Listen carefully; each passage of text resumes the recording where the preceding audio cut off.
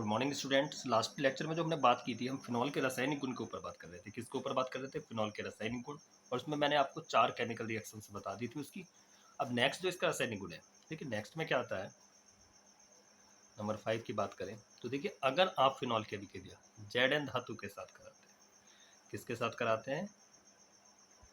Zn धातु के साथ, Zn के साथ। तो जैसे ही आप Zn के साथ इसकी अभिक्रिया कराएंगे तो आपको पता है आपके पास फिनॉल है। फिनॉल क्या होता है आपका? OH। और जैसे ही आप इसके साथ Zn की अभिक्रिया कराएंगे तो क्या होता है, ये Zn इस O के साथ क्या निकाल देता है? ZnO। ये जिंक इस O के साथ क्या निकाल देगा? ZnO निकाल देगा। और ये जो H बचा है ये यहीं पे रह जाता है और आपका क्या बन जाता है? बेंजीन। क्या बन जाता है आपका? बेंजीन। तो बेंजीन जिंक धातु के साथ अभिक्रिया करके क्या बना देता है? ये जो फिनॉल है, फिनॉल जिंक धातु के साथ अभिक्रिया करके क्या बना देता है? आपका बेंजीन बना देता है। तो नंबर 5 क्या है? Zn के साथ अभिक्रिया। फिनॉल जिंक धातु के साथ अभिक्रिया करके बेंजीन का निर्माण करता है। 6 क्या है इसमें? अमोनिया के साथ अभिक्रिया। अमोनिया के साथ, अमोनिया के साथ अभिक्रिया। देखिए, आप जब भी अमोनिया के साथ रिएक्शंस कराएंगे किसी, तो NH3 को आपको अभिक्रिया के समय ऑलवेज HNH2 लिखना है। कोई दिक्कत नहीं है। NH3 को हम कैसे लिख सकते हैं? HNH2। अब जैसे ही आपने क्या लिया है? फिनॉल लिया, ये आपके पास फिनॉल है। और जैसे ही आप इसकी रिएक्शंस अमोनिया के साथ कराएंगे, किसकी उपस्थिति में? निर्जल ZnCl2 की उपस्थिति, निर्जल ZnCl2 की उपस्थिति में यह अभिक्रिया 300 डिग्री सेल्सियस ताप पे होती है। तो जब अमोनिया के साथ, मैं फिर से बोल रहा हूँ, जब भी आप किसी ऑर्गेनिक कंपाउंड की अभिक्रिया अमोनिया के साथ कराएंगे तो उसको आप क्या लिखेंगे? HNH2।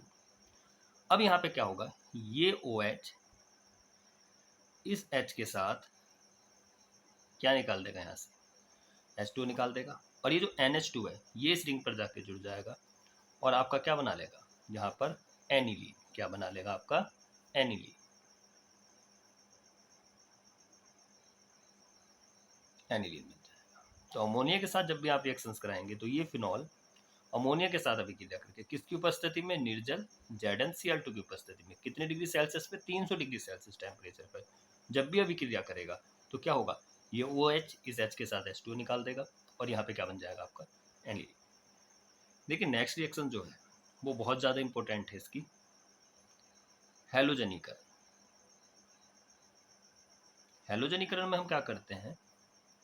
हैलोजन से विक्रिया कराते हैं। हैलोजन का मतलब आप समझ रहे हैं ना? हैलोजन जो होते हैं उसमें जैसे आपका क्लोरीन, ब्रोमीन, आयोडीन, तो इस तरह से हैलोजनीकरण में विक्रिया कराते हैं। अब एक बात याद रखिए, ये जो आपके पास फिनॉल है, ये फिनॉल है। अब यहाँ इस ग्रुप से जो अगली स्थिति होती है वो क्या होती है? ऑर्थो। ये वाली स्थिति क्या होती है इसकी? मेटा। और सामने वाली स्थिति क्या होती है? पैरा। तो फिनॉल अपनी अभिक्रियाओं में जब भी हैलोजनीकरण करेगा, हैलोजनीकरण हो, नाइट्रीकरण हो, सल्फोनीकरण हो, ये तीनों अभिक्रियाएं, तो इनमें क्या करेगा? ये जो अपना प्रोडक्ट बनाएगा ये या तो ऑर्थो पे बनाएगा, या है ना, ऑर्थो एंड पैरा पे बनाएगा, मेटा पे नहीं बनाएगा। क्योंकि ऑक्सीजन पे लॉन पेयर है। देखो, जिन पे एकाकी युग्म इलेक्ट्रॉन होता है, जिन पे क्या होता है? एकाकी युग्म इलेक्ट्रॉन उपस्थित होता है, वो अपना प्रोडक्ट ऑलवेज कहाँ बनाते हैं? ऑर्थो एंड पैरा पे। तो हैलोजनीकरण में किससे विक्रिया कराते हैं? हैलोजन से। और ये जो फिनॉल अपना प्रोडक्ट कहाँ बनाएगा? ऑर्थो एंड पैरा पे। तो इसकी जो पहली रिएक्शन है हैलोजनीकरण, इसमें क्या करते हैं हम? ये फिनॉल लेते हैं और फिनॉल की अभिक्रिया हम ब्रोमीन के साथ जैसी कराएंगे, तो अगर हम फिनॉल की रिएक्शन, देखो ध्यान से सुनना, अगर हम फिनॉल की रिएक्शन ब्रोमीन के साथ किस में करा रहे हैं? CCl4 या CH2 की उपस्थिति में करा रहे हैं, तो ये क्या करेगा? अपना प्रोडक्ट कहाँ बनाएगा? ये ऑर्थो है, ये प्रोडक्ट है। कितनी ब्रोमीन है आपके पास? 2 ब्रोमीन है, ऐसे लिख सकता हूँ। तो ये क्या करेगा? अब हर कार्बन क्या रखता है? H रखता है। तो ये H इस Br के साथ क्या निकाल देगा? HBr। ये H इस Br के साथ क्या निकाल देगा? यहाँ पे HBr। और जो ब्रोमीन बचा है, एक बार ऑर्थो पर और एक बार पैरा पे जाके क्या हो जाएगी? अटैच। एक बार कहाँ जाके अटैच होगी? ऑर्थो पर। और एक बार कहाँ जाके अटैच होगी? पैरा पर।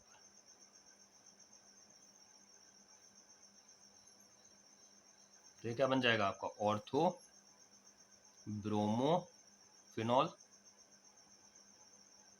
और ये क्या बन जाएगा आपका पैरा ब्रोमो फिनॉल। ठीक है, तो हैलोजनीकरण में आपको ये याद रखना, अगर फिनॉल ब्रोमीन से रिएक्शंस कर रहा है, मान लीजिए यहाँ पे ब्रोमीन की जगह वो जलीय ब्रोमीन लिख देता, तब अलग कंडीशन होती। क्या होती देखो, अगर उसने फिनॉल लिया,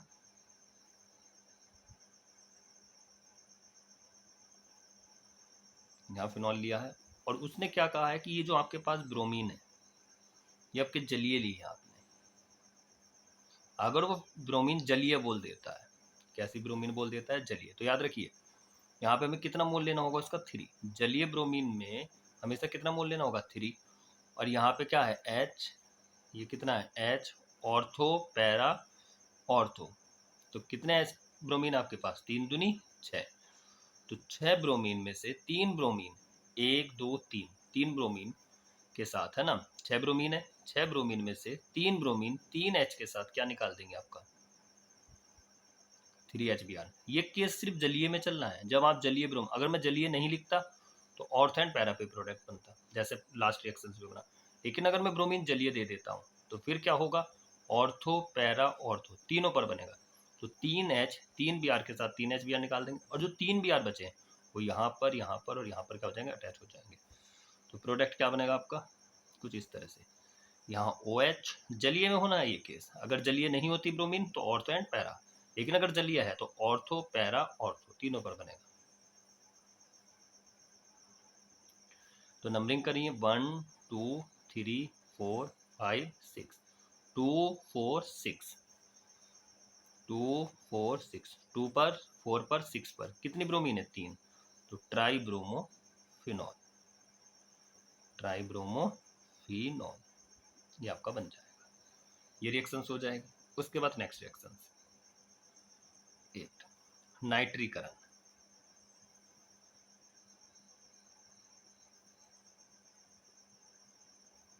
नाइट्रीकरण में हम HNO3 लेते हैं, और ये हमेशा सांद्र H2SO4 की उपस्थिति में।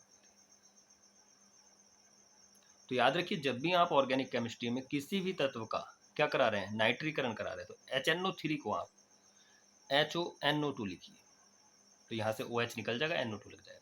तो कैसे लिखना है HNO3 को, HONO2, क्या लिखना है HONO2। तो देखिए अगर आपके पास फिनॉल है, ये वेरी वेरी मोस्ट, ये बहुत बार आती है, ये आपके पास क्या है फिनॉल है, और जैसी इसकी रिएक्शन आप नाइट्रिक एसिड से कराते हैं, और ये नाइट्रिक एसिड आपने कैसे लिया है सांद्र, किसकी उपस्थिति में होती है अभिक्रिया, सांद्र H2SO4। तो यहाँ पे आप क्या करते हैं, इसके 3 मोल लेते हैं सांद्र में, याद रखना जब भी आप फिनॉल की अभिक्रिया सांद्र HNO3 से कर रहे हैं, तो यहाँ पे क्या है ऑर्थो पैरा ऑर्थो, ये H ये H ये H, तो 3H 3 OH के साथ क्या निकाल देंगे 3H2O, और ये जो NO2 है आपका क्या है NO2, ये NO2 एक बार ऑर्थो पे, एक बार पैरा पे, एक बार ऑर्थो पे, तो क्या कंडीशन होगी OH NO2 सांद्र के केस में, याद रखना जो बात बोल रहा हूँ सांद्र के केस में ऐसा होना है, और NO2। तो नंबरिंग करो 1 2 3 4 5 6, 2 4 6, 2 4 6, कितने NO2 क्या कहते हैं नाइट्रो, कितने नाइट्रो हैं 1 2 3, तो 2 4 6 ट्राई नाइट्रोफिनॉल, 2 4 6 ट्राई नाइट्रोफिनॉल, और इसको हम क्या कहते हैं पिक्रिक एसिड, क्या कहते हैं इसको हम पिक्रिक एसिड।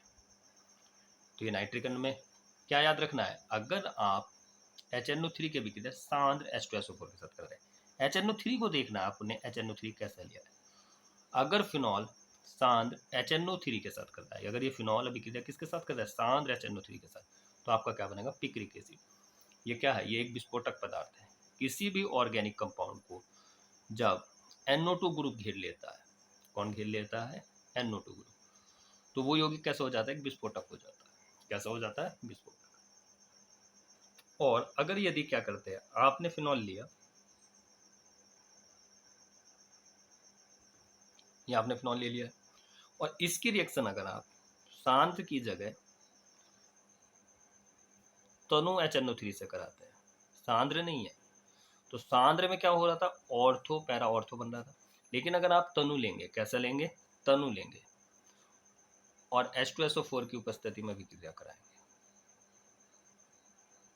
तो सांद्र में हमेशा क्या होता है, ऑर्थो पैरा ऑर्थो बनता है। लेकिन अगर आप तनु ले रहे हैं तो सिर्फ ऑर्थो एंड पैरा बनता है। ये याद रखना, सांद्र में तीनों पे जाके लगेगा, तनु में सिर्फ ऑर्थो एंड पैरा पे। अब यहाँ पे क्या H, ये H इस OH के साथ यहाँ से क्या रिप्लेस कर देगा, H2O, और एक बार NO2 कहाँ जाके लगेगा, ऑर्थो पर,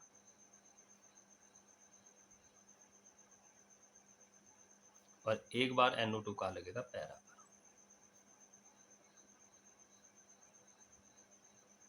तो इसका क्या नाम हो जाएगा, ऑर्थो नाइट्रोफिनॉल,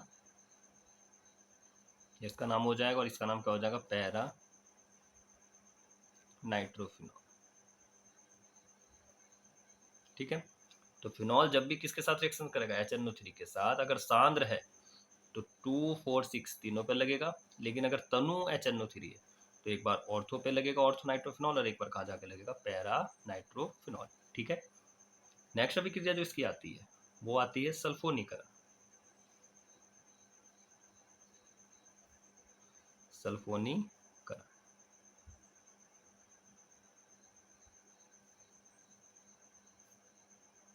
सल्फोनीकरण। तो सल्फोनीकरण अभिक्रिया जब भी आप करेंगे किसी भी ऑर्गेनिक कंपाउंड की, तो वहां पे आप H2SO4 लेंगे। क्या लेंगे, H2SO4। और H2SO4 को आप हमेशा कैसे लिखेंगे, HOSO3H, ये लिखेंगे, जिससे OH H के साथ क्या निकाल देगा, H2। तो जैसे ही आपने फिनॉल लिया और इसकी अभिक्रिया सांद्र H2SO4 से कराई,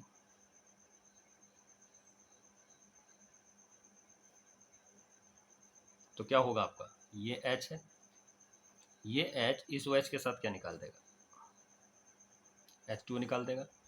ये H इस OH के साथ H2O निकाल देगा। और ये SO3H एक बार ऑर्थो पर और एक बार पैरा पर आपका लग जाएगा। मैंने पहले ही बताया, ये OH ग्रुप हमेशा अपना प्रोडक्ट कहाँ बनाता है, ऑर्थो एंड पैरा पर। तो SO3H एक बार कहाँ अटैच हो जाएगा, ऑर्थो पर, और एक बार कहाँ अटैच हो जाएगा, पैरा पर।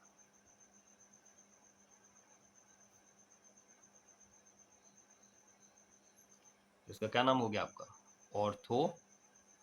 ये बड़ा ग्रुप है तो इसलिए इससे नंबरिंग होगी 1, 2।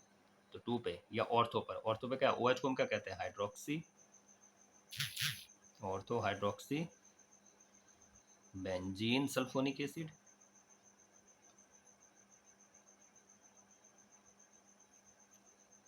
और इसका नाम क्या हो जाएगा, para hydroxy benzene sulphonic acid.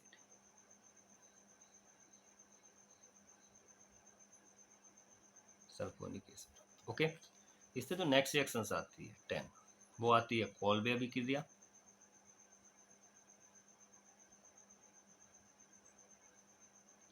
रिमर-टीमन अभिक्रिया,